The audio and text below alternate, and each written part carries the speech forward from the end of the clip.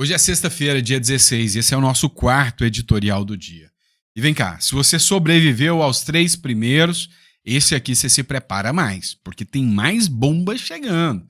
Como dizem os cariocas, tiro, porrada e bomba mesmo. Presta atenção, vamos falar de impeachment do Barroso e do Flávio Dino. Foi tema de discussão hoje no Senado Federal. Vou trazer uma matéria que foi publicada pelo Partido Novo aqui para vocês sobre o impeachment desses dois ministros. A Michelle Bolsonaro também passa a ser alvo da militância de esquerda, depois que o Malafaia disse que a Michelle poderia ser a candidata do Bolsonaro. Contudo, a imprensa tradicional, a Veja, por exemplo, teceu muitos elogios a Michelle Bolsonaro. Esquisito isso, né? Outro ponto que a gente precisa falar: sanções de Donald Trump a Alexandre de Moraes. Pois é, o Jamil Chad, do UOL, fez uma investigação, e nessa investigação ele apurou que já está dado como certo que o Donald Trump pretende sancionar Alexandre de Moraes. O único ponto agora é se, dentro da estratégia do Donald Trump, é agora, se é inteligente, se é prudente sancionar o Alexandre de Moraes desde já. Tá vendo a tensão do negócio? Outro ponto também que nós vamos falar, a matéria do Metrópolis. Dá uma olhada nisso. É tenso. Um grupo de parlamentares americanos, em conjunto com o Comitê de Relações Exteriores da Câmara dos Deputados aqui do Brasil, já estão com estratégia pronta para focar nos ministros do Supremo Tribunal Federal. Artilharia pesada contra os ministros. Ou seja, a guerra está solta, envolve o plano internacional. E aí, meu amigo, a gente está com pipoca na mão para acompanhar essa, né, que está se tornando a novela preferida de nós aqui brasileiros. O problema é que nessa novela da vida real, quem está se lascando somos nós, né? Então, bora de matéria. Não esquece de se inscrever, curtir e compartilhar, que é muito importante o seu apoio. Não esquece de compartilhar, não. Você está assistindo, manda para os seus amigos, manda para os parentes, coloca no grupo aí do condomínio. Se tiver petista, põe ainda, marca ele, que é para passar raiva no cidadão, tá bom? E bora começar de matéria. Vamos lá, pessoal. Um som que parece música aos nossos ouvidos é a palavra impeachment. Olha que palavra bonita. Impeachment. Repita comigo. Impeachment. Dessa vez, os alvos são Flávio Dino e também o ministro Luiz Roberto Barroso, presidente do Supremo Tribunal Federal. Vamos lá. O Girão, que é senador da República, diga-se de passagem, um senador bem respeitável, um cara muito sério, o senador Girão acabou de pedir um impeachment de Flávio Dino e Barroso. Por quê? Por atividade política. Lembra que o Flávio Dino, durante um evento, ele sugeriu uma chapa política para o pessoal lá no Maranhão? Atividade político-partidária, prevista na lei de impeachment, e cabe impeachment. Já o Barroso não está sendo diferente, não. Inclusive, ele agiu politicamente, articulando com o Biden para tirar Bolsonaro no poder. Ele deu essa declaração ao vivo. E aí até o UOL, que é bem defensor do Supremo Tribunal Federal, falou: olha, essa matéria, essa fala do Barroso não ajuda em nada o STF. Ficou bem feio pro STF essa fala do Barroso. Mas resumindo a história aqui, agora tem mais um pedido, tanto para o Flávio Dino quanto para o Barroso. O problema é que já não está assustando a gente. É ridículo ter que depender do presidente da Câmara ou do Senado para o impeachment andar. Se o pedido de impeachment viesse com mais de 50% das assinaturas dos deputados ou senadores, o pedido de impeachment tinha que iniciar automaticamente. Não poderia os presidentes das casas barrar isso. É coisa que o Congresso deveria mudar. Sim ou não? Coloca no comentário que eu quero saber.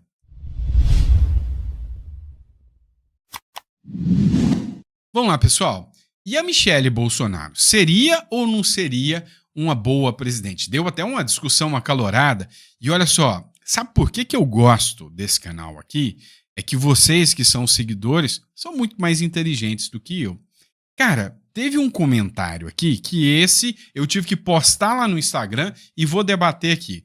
tamanho, né, a inteligência do cara para debater. E eu gosto desse debate instigante aqui. E o cara me chamou de biruleibe. Não importa não, eu sou mesmo.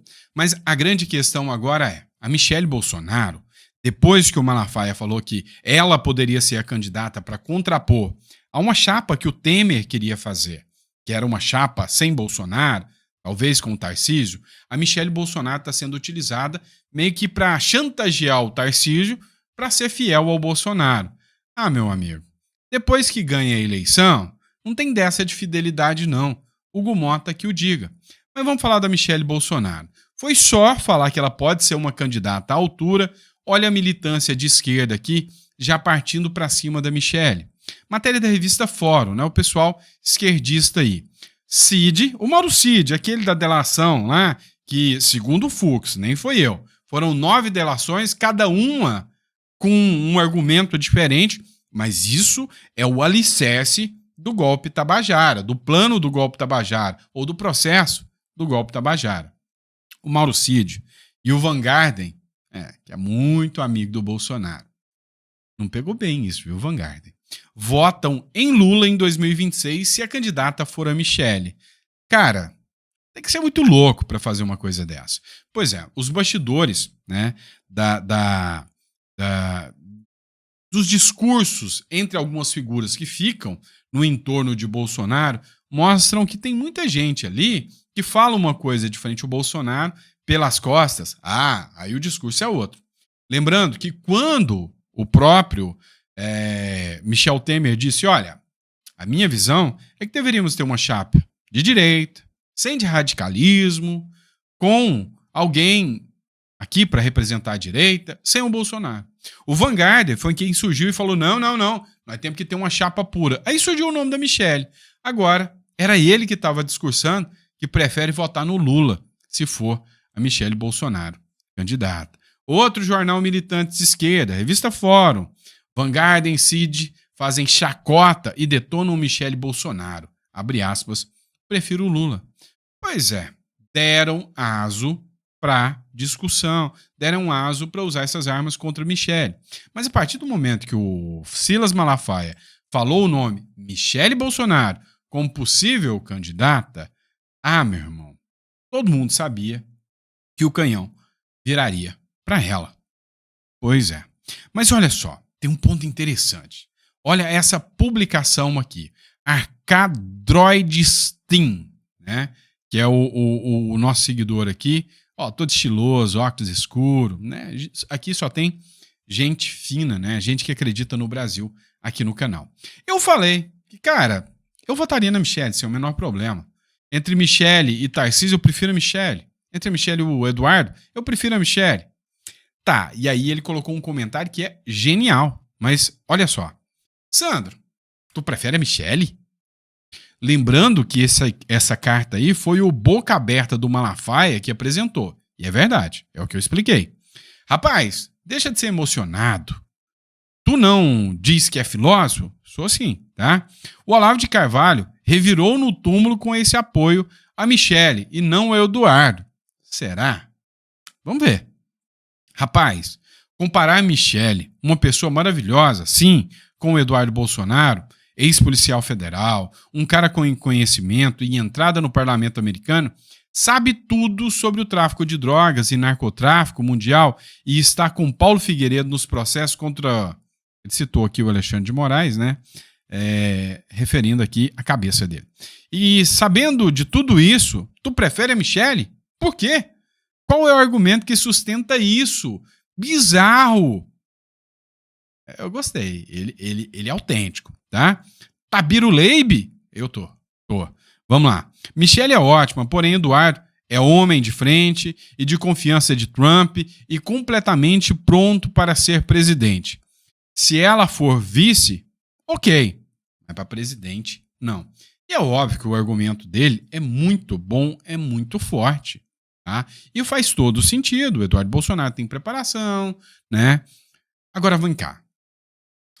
Como ex-policial federal, como uma pessoa que tem acesso ao Trump, o Eduardo Bolsonaro poderia ser um bom presidente, sim, claro, mas não deixa de trazer uma certa rejeição pela aliança que ele tinha o Bolsonaro. Já a Michelle Bolsonaro, essa é a minha visão, tá?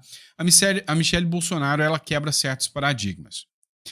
Você goste ou não goste, há uma turminha aí nojinho, e essa turminha nojinho, essa direita limpinha, torce o nariz pro Bolsonaro e torce o nariz pro Eduardo Bolsonaro também.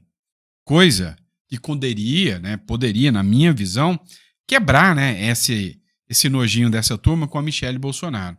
A Michelle Bolsonaro não tem conflitos na política, é uma pessoa que sempre soube se portar muito bem, é uma pessoa que teria acesso às mulheres, e tanto que o Bolsonaro tinha uma rejeição muito grande com as mulheres lá na eleição de 2022. Foi quando a Michelle Bolsonaro insurgiu que ela trouxe de volta, né, muitas mulheres para a campanha do Bolsonaro. Então, a minha visão é eleitoral. Mas aí eu concordo com você, que é até meio inócua.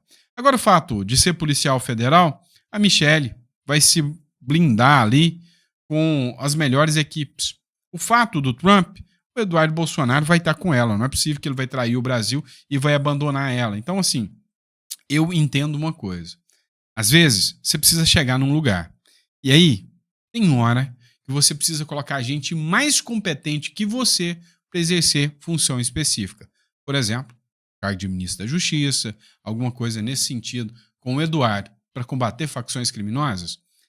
Seria melhor do que o Moro, cá entre nós. Pelo menos essa é a minha visão. Se eu tiver certo, beleza. Se eu tiver errado, puxão de orelha igual aqui e tá tudo bem, tá? Tá tudo bem, pra mim não tem problema nenhum. Fechou, pessoal?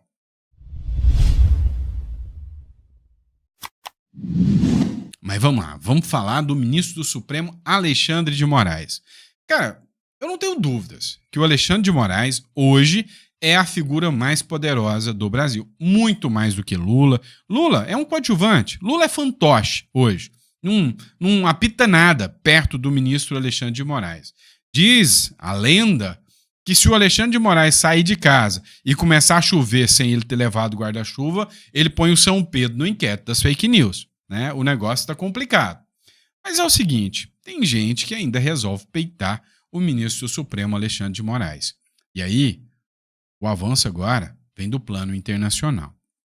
Mais cedo, eu coloquei uma publicação aqui para vocês do próprio Felipe Barros, onde ele disse que está lá nos Estados Unidos articulando com figuras imponentes ali, né, um acordo de cooperação, inclusive com figuras de dentro da Comissão de Relações Exteriores dos Estados Unidos, para fazer um acordo de cooperação, né, para fornecer documentos e investigar tanto o crime organizado aqui no Brasil, quanto a falta de liberdade de expressão e o próprio abuso do judiciário. Aí veio essa matéria do Metrópolis. Mirando o Supremo Tribunal Federal, bolsonaristas criam um grupo com parlamentares americanos. Enquanto a turma do Centrão foi lá nos Estados Unidos, inclusive teve até reunião com o Bolsonaro, o Derrite, com o Eduardo Bolsonaro, o Derrite também, a turma do Bolsonaro, Paulo Figueiredo e o Felipe Barros estava fazendo a articulação. E aí uma das articulações que eles fizeram foi com o Corey Mills. Tá? O Corey Mills, que é uma figura bem conhecida dentro do cenário político norte-americano. Mais cedo, eu coloquei aqui com vocês um vídeo que o Eduardo Bolsonaro, junto com o Felipe Barros, que foi o sucessor do Eduardo Bolsonaro na Comissão de Relações Exteriores, onde eles, né, tiveram um encontro importante, um acordo importante com Brian Mast, que é o presidente do Comitê de Relações Exteriores do Congresso americano, que é o Android, né? O cara é um cara, assim, altamente preparado, é esse que está aqui na foto aqui embaixo, altamente preparado, altamente articulado, né? E aí, eles fecharam esse acordo em busca de sanções a quem comete ilícitos aqui no Brasil, seja do crime organizado, seja do judiciário, seja políticos. E é óbvio que isso aí gerou repercussão imediata. O pessoal levantou uma luz vermelha aqui e estão querendo agora já mirar até contra o Felipe Barros. Já tem conversas de bastidores que é questão de tempo, né? Para que aquela ação que era voltada contra o Eduardo Bolsonaro passe a acontecer contra o Felipe Barros. Já tem uma outra ala que diz que não, que hoje quem faz toda a articulação é o próprio Eduardo Bolsonaro. E aí, eu confirmo aquele meu posicionamento sobre a Michelle. É melhor o Eduardo Bolsonaro lá, como um articulador, como ministro da Justiça, ou mesmo como um embaixador ou algo nesse sentido, ou é melhor o Eduardo Bolsonaro como presidente aqui? Qual que é a sua dúvida? Coloca no comentário aqui, eu quero saber.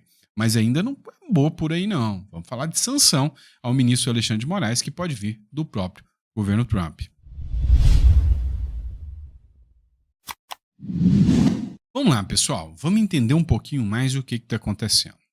Olha só, o Paulo Matias fez a seguinte publicação aqui.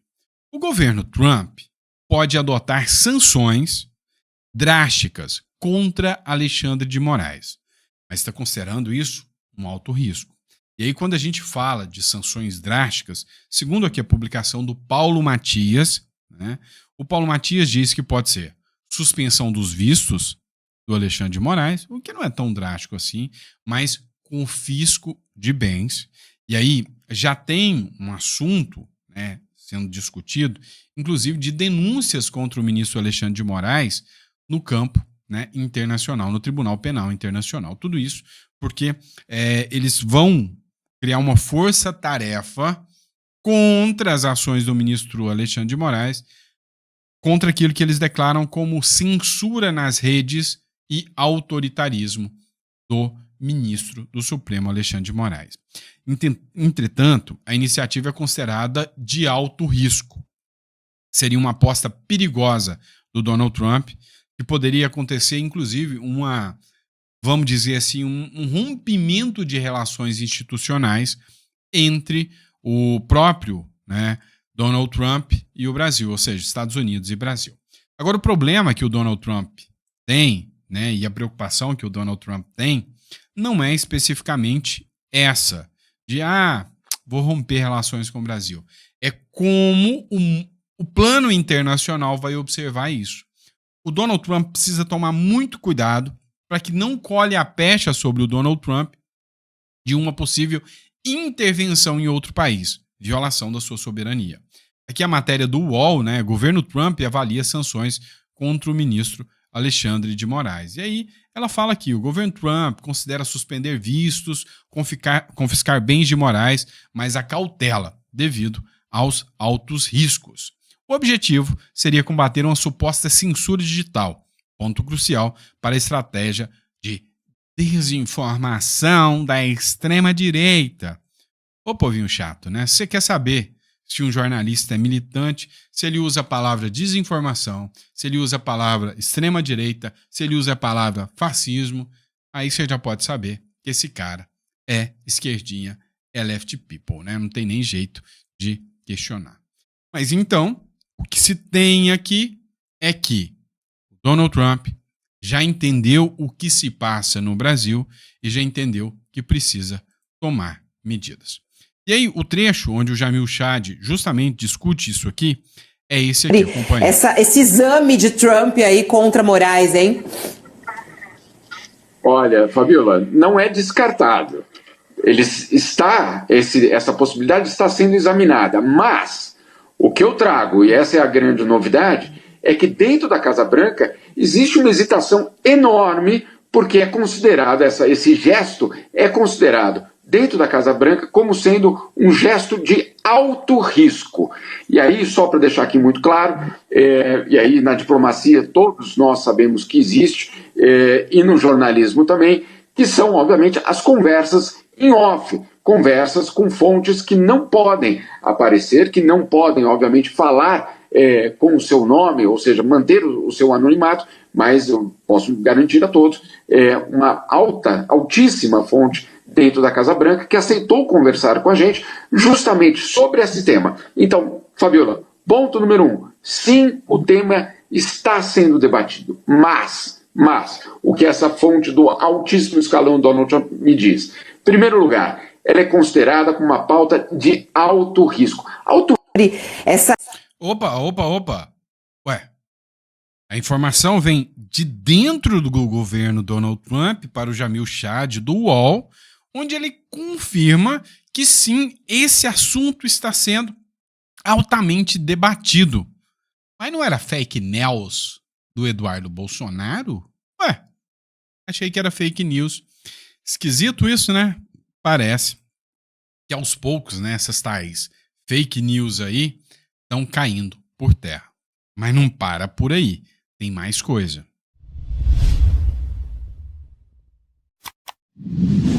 Como eu disse, o ministro do Supremo Tribunal Federal, o Alexandre de Moraes, ele é uma figura altamente poderosa dentro do Brasil.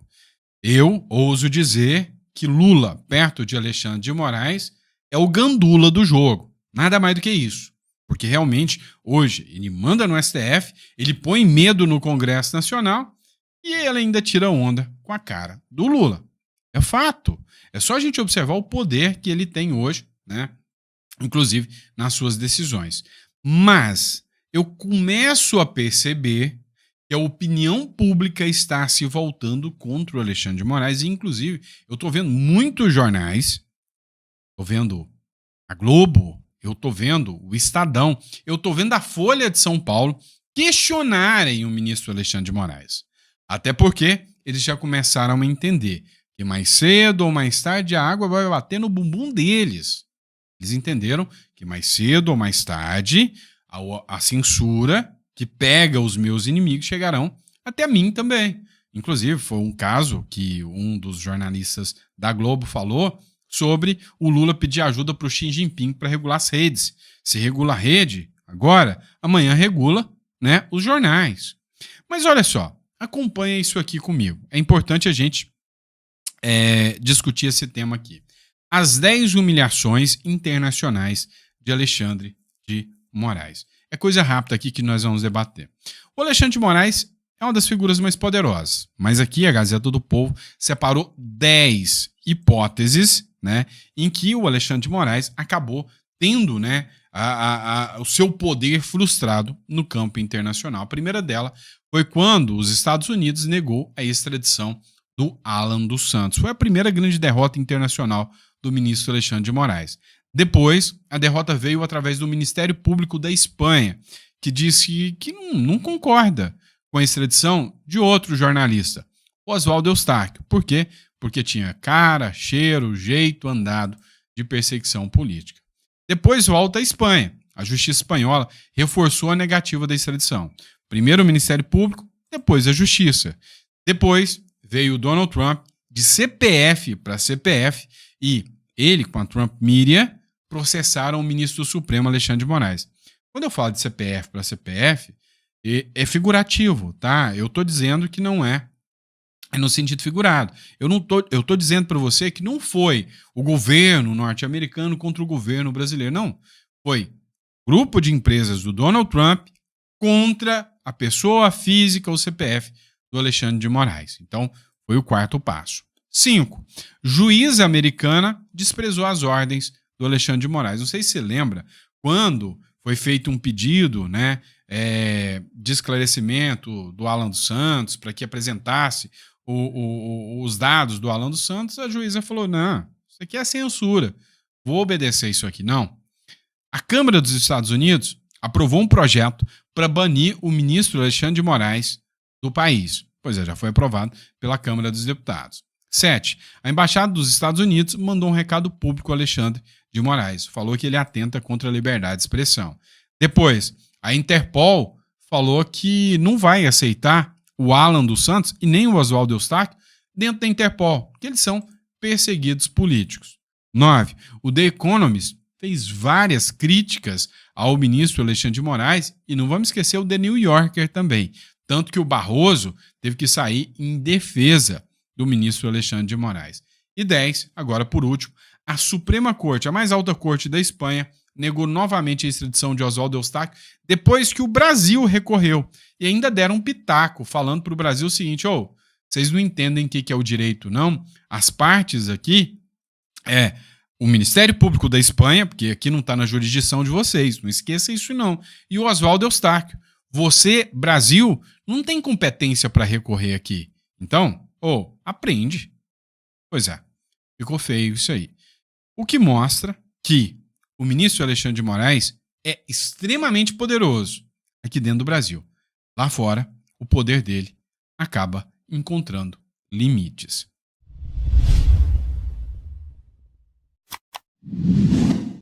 Vamos lá, pessoal. Outro ponto que a gente precisa falar é de uma declaração polêmica do próprio Bolsonaro.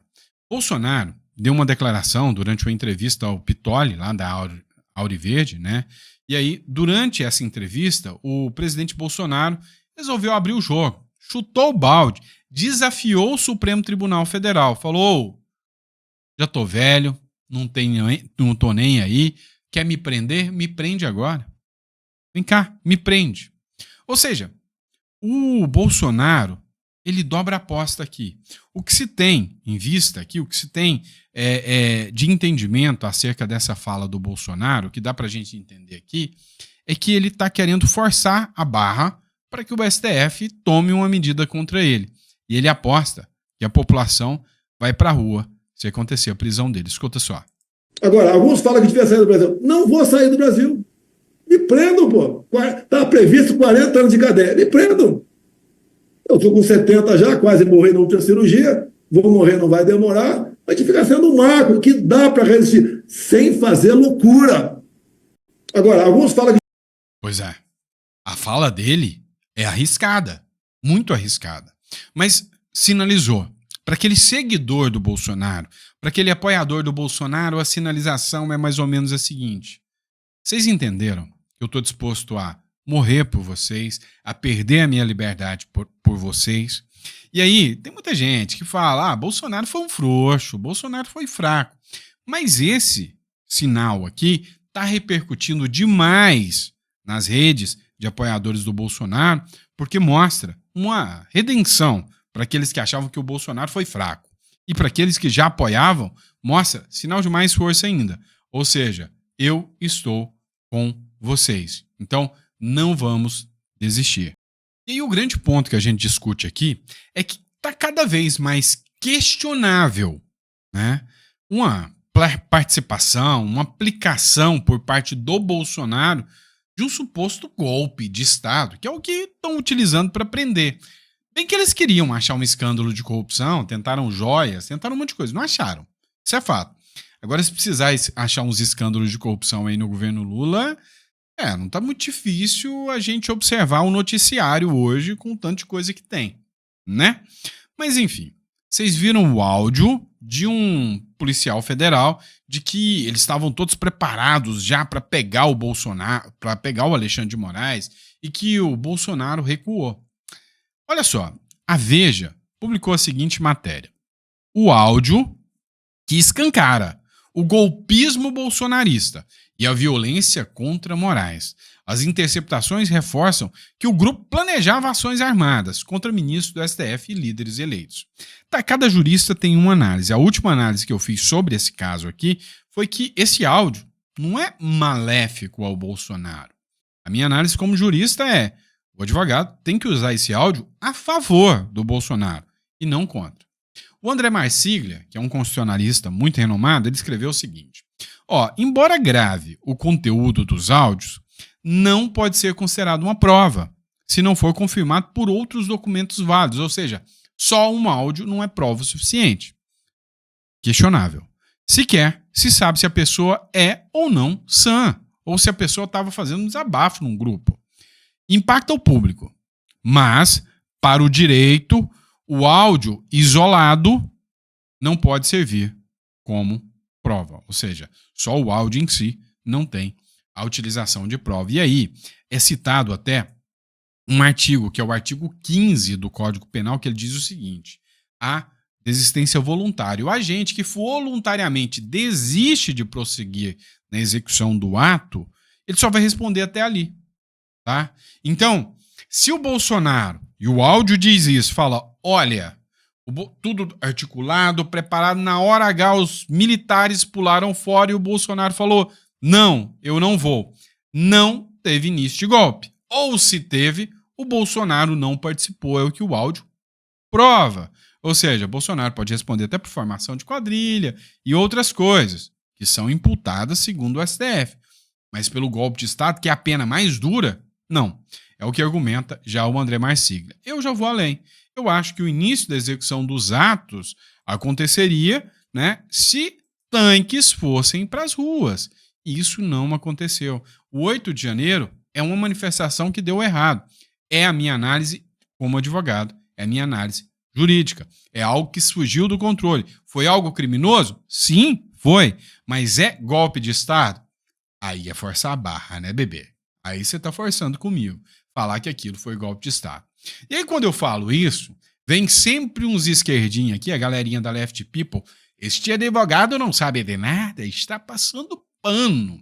Pois é, eu disse para vocês que o áudio beneficia o Bolsonaro. E se um esquerdista disser para você também? Você acredita? Pois é, dá uma olhada nisso aqui. Admitiu, né? Admitiu. Jornalista até da Globo já admitiu que sim, né? Esse áudio beneficia o Bolsonaro. Escuta só aqui. Eu daria assim, eu faço uma ideia desse áudio como um áudio que favorece um pouco o Bolsonaro. Por quê? Porque dá a impressão de que o Bolsonaro não quis avançar um pouco mais. Que o Bolsonaro recuou, ficou dentro das 4 linhas, como ele disse. É raro, mas acontece. Jornalista fazer jornalismo sério no Brasil, ou melhor, na Globo principalmente. Mas esse é o Gabeira, um dos caras muito respeitados pela esquerda. E aí ele mesmo cita, não, esse áudio é melhor para o Bolsonaro do que se não tivesse. E isso só se a lei for aplicada no Brasil. Porque na minha visão, se eu usar a tese lá do André Marsiglia, com a tese do André Marsiglia, o Bolsonaro só responde até os atos de execução dele. Resumindo, vai responder por algumas coisas ali, mas por golpe de Estado, isso não entra. Segundo, se usar a minha tese é que não teve execução dos atos. Então, tudo isso não passa de um grande engodo para tirar um opositor político da eleição de 2026. Vamos lembrar que por muito menos a esquerda ficava gralhando aí contra o Sérgio Moro e o Deltan Dallagnol. Por muito menos. Agora, com esses atropelos, vocês estão de sacanagem. Vocês estão brincando com a gente. Tá tudo biruleibe, né? Mas é isso, pessoal. Quero agradecer vocês pela confiança, pela credibilidade. Muito obrigado por estar aqui conosco. E assim, é sexta-feira, tá todo mundo de boa, querendo ir beber morar, né? Querendo ir curtir a família, viajar, mas mesmo assim, nosso conteúdo tá aqui. Eu tô tentando trazer com a maior qualidade o possível para vocês. Então, só posso agradecer. Muito obrigado. E eu vejo vocês amanhã de manhã. Sabadão vou estar aqui, tá? Sabadão, tô trazendo conteúdo para vocês aqui com todo carinho. Abraço e até lá. Obrigado por mais um dia abençoado que Deus nos deu juntos aqui acompanhando o noticiário, né, e do nosso Brasil. Abraço.